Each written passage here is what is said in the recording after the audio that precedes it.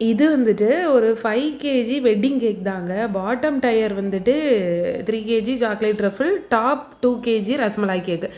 இந்த கேக்கில் ஒரு கஸ்டமைஸ் டாப்பர் வந்து கஸ்டமர் வைக்க சொல்லியிருந்தாங்க. மாடலுக்கு ஒரு பிக்சருமே அனுப்பியிருந்தாங்க. அதே மாடலில் வந்துட்டு டாப்பர் ரெடி பண்ணி கொடுத்துருங்க அப்படின்னு.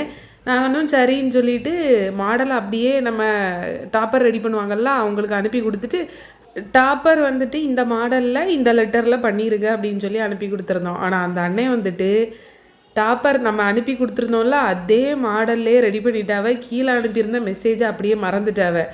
டாப்பருமே ரெடி பண்ணி கிடச்சிட்டு நானும் அதை கவனிக்கவே இல்லை. அதை பார்க்கவும் இல்லை எப்படி இருந்துச்சுங்கிறத பார்க்காம கேக்கை கம்ப்ளீட்டாக ரெடி பண்ணி மேலே டாப்பர் எல்லாம் வச்சு ஹஸ்பண்ட் வந்து கேக்கை டெலிவர் பண்ணுறதுக்காக மண்டபத்துக்கு எடுத்துகிட்டு போயிட்டாங்க. அங்கே போய் நானும் ஒரு 10 ஃபோட்டோ எடுத்துருப்பேன். இந்த கேக்கை ஸ்பேஸர்லாம் வைக்கிறோமா எல்லாம் வச்சு ஃபோட்டோலாம் நிறையாவே எடுத்திருந்தேன். அப்போ கூட நான் அந்த டாப்பரை பார்க்கல. ஹஸ்பண்ட் வந்துட்டு மண்டபத்துக்கு எடுத்துகிட்டு போய் கேக்கை டெலிவர் பண்ணிட்டு வந்த அப்புறம் தான் கால் வந்திருக்கு, இப்படி டாப்பர் மாற்றி வச்சுருக்கீங்க அப்படின்னு. நானும் கவனிக்காமல் விட்டது தப்பு. இன்னொன்றுனா அந்த அண்ணனும் மறந்துட்டாங்க.